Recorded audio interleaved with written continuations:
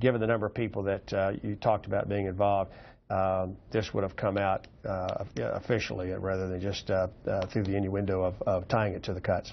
Congressman Mike Conaway is our guest here, a Republican of Texas, sits on the Intelligence Committee, taking your questions, your comments about the NSA's intelligence and surveillance programs. Ron, you're next. Burlington, Vermont, Democratic caller. Hi, Ron. Hey, good morning. I'd just like to say that years ago, J. Edgar Hoover had many files on people, especially in Congress. And I think that right now, the whole democratic process has been undermined. America is no longer free when, we have files now, electronic files, on all congressmen, on all senators, on all leaders. How can we trust anybody in our government any longer? Because how do we know that you aren't being coerced into voting certain ways? I have had it. The government is corrupt, and we're looking elsewhere. All right, Ron, well, let's get a response from the congressman. Well, one, I'd like to ask you, what form of government would you prefer? You said you're looking elsewhere. Would you prefer a different form of government than what we have? Much of what you talked about is the people that are trying to run the governmental system we have right now under our Constitution. So, are you looking at some other form of government that you would prefer? Ron is actually gone. I apologize. Oh man, I hate that. But, well, but you were making a point there, and explain it a little bit more. I mean, what's the alternative? In exactly. Other words? I mean, the old adage that our form of government is the worst out there, except for every other one that's out there. And I butchered that quote, obviously. But our Constitution is strong. It's healthy. It's there. We've got a great form of government. We have people with feet of clay that they're trying to do the best they can in many instances. To the caller's specific point, I'm not aware of any file that might be out there on me. I am not being coerced in any form, shape, or manner about it. We have, every one of us has any kind of public record whatsoever has an internet file that you just simply type in the last name and you pull up all kinds of information about people that was never before available until we've had these new tools that are available through the internet and those kind of things. So it's a different paradigm than we've had in the past, and we're going to have to cope with it. But just to set the caller straight, I'm not being coerced. I'm not aware of any file that's out there on me that would be used in ways that would be inappropriate. Craig Fluke on Twitter. We should establish an international agreement to share information regarding threats instead of operating covertly. Well, that international agreement would be only as good as the folks who are willing to do it and to stick by it. And I don't think that's going to work. I'm a bit of a cynic with respect to thinking that internationally these countries around the world are going to honor that agreement and stick to it. So we're going to need to continue to collect foreign intelligence. What do you think about the front page of the New York Times? Their headline this morning is that President Obama may ban spying on heads of allied states. That's up to the president. He's commander-in-chief, and the lead thing he should be doing and worried about is protecting America and Americans' interests and Americans around this world. And so, any restrictions on foreign intelligence collection are grave decisions to be made, but those are his decisions to make, and we'll have the oversight through the House Select Committee to see what the rationale for that is. Would a ban hurt our intelligence gathering?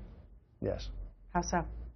Well, we would know less than we know now. And the more information policymakers have here in the United States, the better we are at protecting America, Americans' interests, and Americans around the world. In the New York Times this morning and also in other papers, they note that the White House will be getting a visit from a delegation of German officials. And when they come to the White House in the coming days, they are expected to ask for a no-spying agreement similar to what the United States has with Britain, Canada, Australia, and New Zealand, which are known as the Five Eyes. Right? Can you explain that? Well, those Five Eyes are trusted countries that we've dealt with coming out of World War II and earlier. And we have the agreements with those folks because we have similar backgrounds, similar countries, and similar philosophies on government. Whether or not I suspect it'll be a pretty tense meeting with the German delegation that's coming over. One of the criticisms of our president is that he doesn't build personal relationships with world leaders. He doesn't do it with leaders in Congress, and he doesn't do it with world leaders. The reason you try to build those personal relationships are just for these times. when you have a dust-up like we're having right now with the folks in Germany, it had a better relationship with Merkel, work off of that and deal with it. So we'll see what comes out of that delegation, and whether or not the rationale for treating Germany the same as we treat the other Five Eyes or Four Eyes, and since it's ours included would be five, yet to be seen. We'll have to see the rationale for why that would make sense. Do you think there is a rationale? Not at this stage. I'm not aware of one, but we'll have to see. Okay. Brooklyn, New York. Adam, independent caller. Hi, thank you for taking my call. I just want to ask you, it feels that since 9/11, basically we're moving towards police state.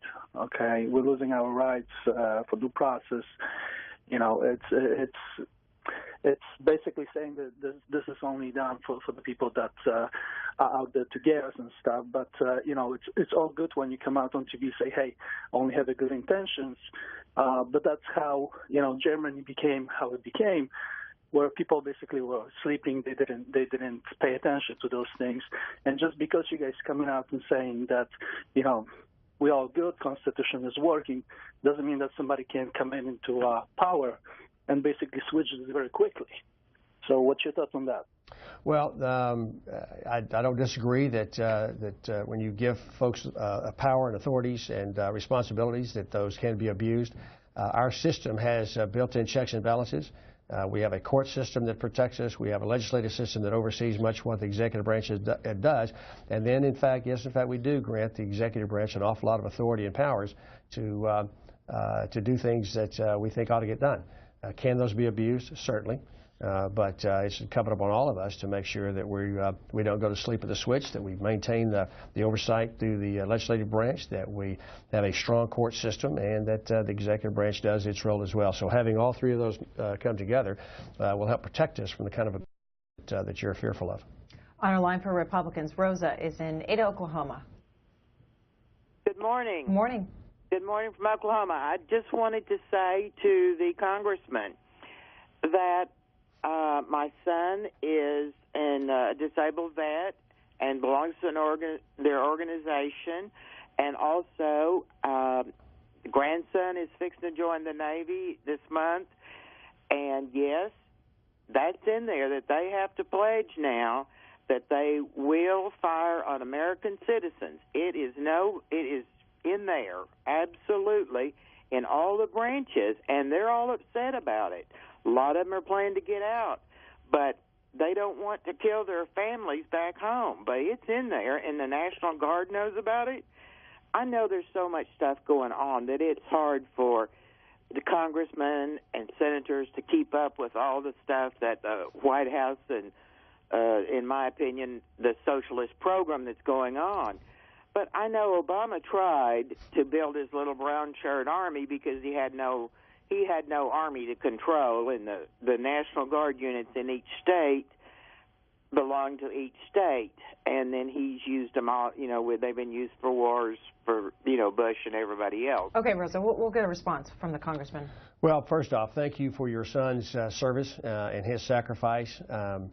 Lots of folks have served, and those who are disabled get to deal with that service and sacrifice every single day, even after they're out of active duty and out of service. So thank you for his service. Thank you for your grandson's future service. I'm proud that you've got such a good family that the father could suffer a disability while serving his country, and yet his son is willing to step into that uniform and take those exact same risks. Again, the pledge to fire on I'm not sure what that's coming from. What I will do is I've got a couple of good guys on my team that will try to run that to ground to see if there's actually anything in the official oath of office or the signing up that could be misinterpreted that way. But it just on the surface to me doesn't smack as being something that would be a part of the official signing up process. But we'll do a quick review of that to see kind of where that's coming from. Congressman Conaway, here's a tweet from Jack Hutton. In hindsight, how could the government have handled Edward Snowden's revelations better? I don't know that we could. Given the role that the Guardian wants to play, they want to dribble this stuff out over a long time. They want to maintain their own relevance in this arena. And so we should have handled it better by not allowing Edward Snowden to steal all of those documents that he did, in fact, steal from our country. The Guardian is operating in its own best interest. But as the